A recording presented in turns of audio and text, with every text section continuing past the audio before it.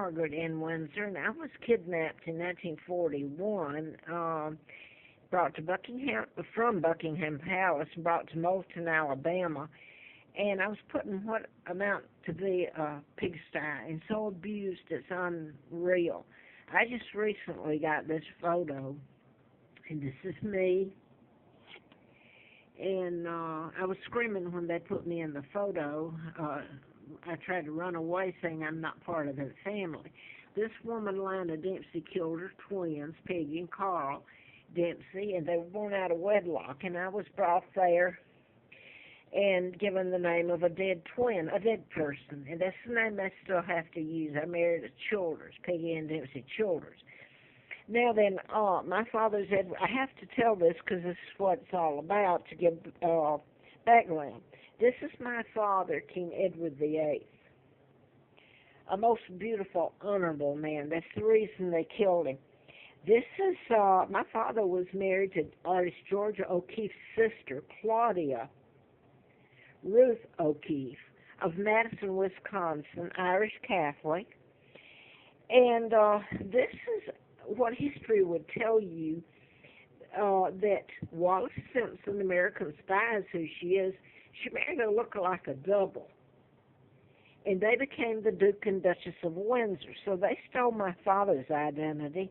My Uncle George, his brother, became the illegal George VI, thus Elizabeth and the whole brood. And they were part of the New World Order. The Jews, Bilderbergers, Rockefellers, Rothschilds. Rothschilds were related to Elizabeth's mother, Elizabeth Bowes.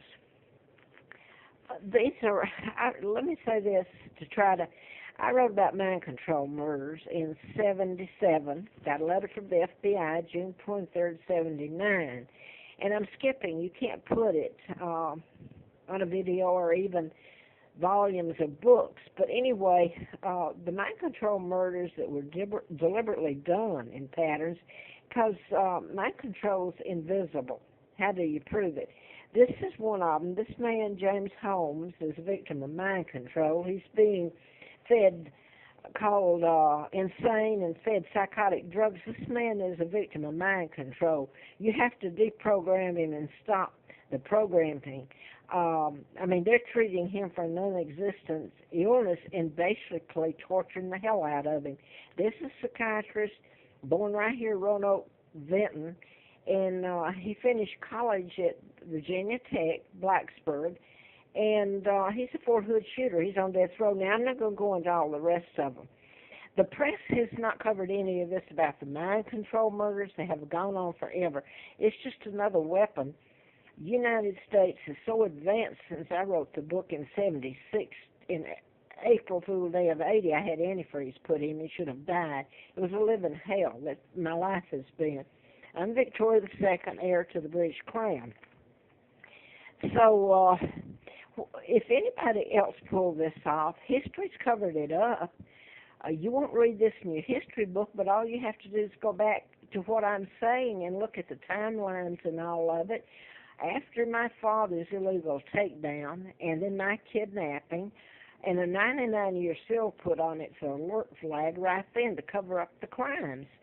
In all the illegal treaties that started after my kidnapping, Joe Kennedy helped kidnap me. He was ambassador to England. My uncle helped kidnap me, and the Jews, the Rockefellers, Rothschilds, Bilderbergers, the Freemasons, and New World Order that's in power now. It's biblical. You know, I have to say that because it is. But so my father was married to my mom, a school teacher, a lovely lady, not the spy and whore here, Wallis Simpson. Now then, I want to get back to what happened today. Today's the birthday they gave me. Whether that's my real birthday, I don't know, January the 7th. So that's the one I've always had to go by. And these were done in patterns, these murders were. Now then, this shooting in Paris, the only thing I'm going to say about that, it's a magazine that dealt in satire, I understand. I was flown out to Larry Flint's in October of '83. Congressman Larry McDonald was a doctor, and I'd written about him in the medical malpractice book and about mind control and programming people, modify their behavior, make decisions for them, and they don't know it. It's the agency's decision, not theirs, and program them to go out and kill. And this whole myth about you can't make people do what they don't want to is a total, complete lie. And if all this, well, anyway, I can't get it all on the tape. What I wanted to say was, though, Larry Flint, this is considered a pornography magazine. Larry Flint had the guts to try to tell the truth about the government. The Bloomingdale tapes, it goes on. And he was put in prison, in federal prison, Butler, North Carolina, where the serial killers, who most of them were programmed. Can you imagine telling the truth? The press here is controlled by the Rockefellers and Rothschilds. I'm not going to say the people that kidnapped me. I'm not going to say that they weren't free. They'll tell you they were free to print the truth. They've not bothered. They knew about my kidnapping before I did in '83, and the Brits told me. So they're responsible for deleting the truth and basically controlling what you hear and see, and you've let them do it, America. So you don't think it's newsworthy that a monarch gets kidnapped and my father, a monarch, taken down, and his own brother helps do it to him, and you love Elizabeth? She's part of it, and she's living in my homes and my money. I said this to family. I'm trying to get it on the tape. That's me and that's the family. They're glossed over. They didn't have cars. They were suited up for this one. They had to go out to Huntsville or Decatur, Alabama, to get the camera and the crew to bring there to take it, so it was deliberate. When I was out at Flint's, all these murders that I've spoken of have been done in patterns deliberately. So that's the reason I gave my birth date. This was done today, these shootings over there. And I want to bring in here Larry Flint. Before I left, I was there twice in October '83. He showed me the galley proofs of what was going to be printed, a parody about Jerry Falwell of Liberty University. And lo and behold, they knew where my footsteps were going to end up before I did, because I ended up in Roanoke and living on the Appalachian Trail and starving because I told the truth and who I am.